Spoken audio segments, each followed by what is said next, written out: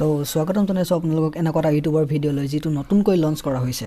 আজি মই আপোনালোকলৈ লৈ আহিছোঁ এনে এটা অদ্ভুত আৱিষ্কাৰ যিটো ইনষ্টাগ্ৰামৰ ডাঙৰ ষ্ট্ৰাগল দেখুওৱা লোকতকৈও মাল্টি টেলেণ্টেড হয়। যদিহে ইয়াক অতি সোনকালে এওঁৰ হাতেৰে মেৰামতি কৰা নাযায়, এই ভাইৰাছটো সকলো ঠাইলৈ বিয়পিব পাৰে, যিটো ভাইৰাছৰ এণ্টিডট ডক্টৰ গুলাটীৰ ওচৰতো নাই। कैसा लगा मेरा मजाक? तो मैं हूँ 6 और अगर कोई भी लड़का मुझे डेट पे ले जाना चाहता है तो वो ले जा सकता है। उसके बदले में थोड़ा सा पैसा और एक ओयो रूम चाहूंगी मैं। এনেকুৱা লাগিছে যে ভগৱানে চকু মুদি ইয়াক পৃথিৱীলৈ পঠাইছে। কোন হয় সেই কেইজন মানুহ যিকেইজনে ইয়াৰ লগত ডেটত যাব বিচাৰিছে, তাকো অয়ৰ ৰুমত। মই কৈছোঁ নহয়, অয়ৰ ৰুমত লুকুৱাই ৰখা চিক্ৰেট কেমেৰাকেইটা সিহঁতৰ নিজৰ ষ্টাফে গৈ নিজেই আঁতৰাই দিব। কাৰণ এই ৰুমৰ ভিতৰত যিটো ভয় লগা কাণ্ড উপস্থাপন কৰিব, যদি সেইটো এটা হাঁহি ধেমালি কৰি থকা ল'ৰাই দেখে, তাৰ বুকু কঁপি যাব, মন বেয়া হৈ যাব। এই ভাঙৰ নিচা কৰা লোকজনৰ নাম হ'ল পুনীত ছুপাৰষ্টাৰ।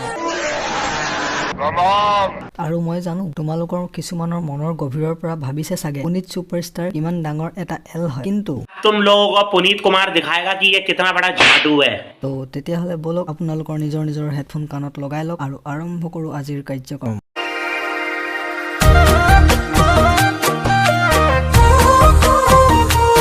आजकल कुछ लड़कियां मेरे को डीएम कर रही हैं कि पुनीत जी आ जाओ हमारे साथ वीडियो बना लो दिल्ली के अंदर, कम से कम 25-30 लड़कियां।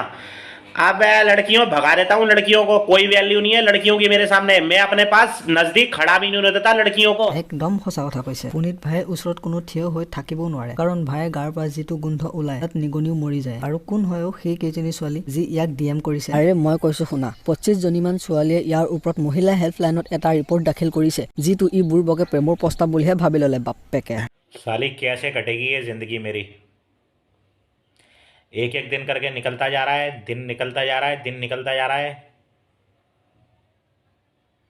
बर्बादी का रास्ता है। হয়, এইটো ভগৱানৰ ফালৰ পৰা এটা নিৰ্দেশ দিছে যে তোমাৰ সময় সদায় কমি আহি আছে। এতিয়াও সময় আছে, বাকচদি এৰি দিয়া, নহ'লে কেতিয়াবা পিছফালৰ পাহাৰখন খহি যাব। এনেকৈ মই কোৱা নাই, সাক্ষাৎ যমৰাজে কৈছে। हाय गाइस, तो मैंने अपने आदमी के लिए रखा है करवा चौथ का व्रत। उसकी उम्र 25 साल कर दूंगी। Oh no!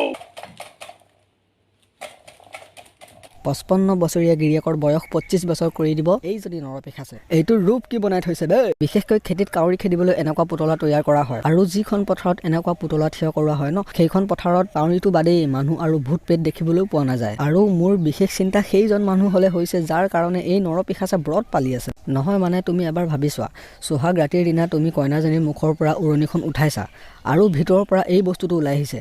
ভাই চাহাব, তোমাৰ কি হ'ব নাজানো, কিন্তু মোৰ তেতিয়া লগে হাৰ্ট এটেক হৈ যাব, তাকো পেটত। আৰু এনেকুৱা লোকৰ কাৰণে আমাক ইণ্টাৰনেটে আজিও ৰবট নোহোৱাৰ প্ৰমাণ বিচাৰে। আৰু এতিয়া কৰিব কি? উপায়তো নাই।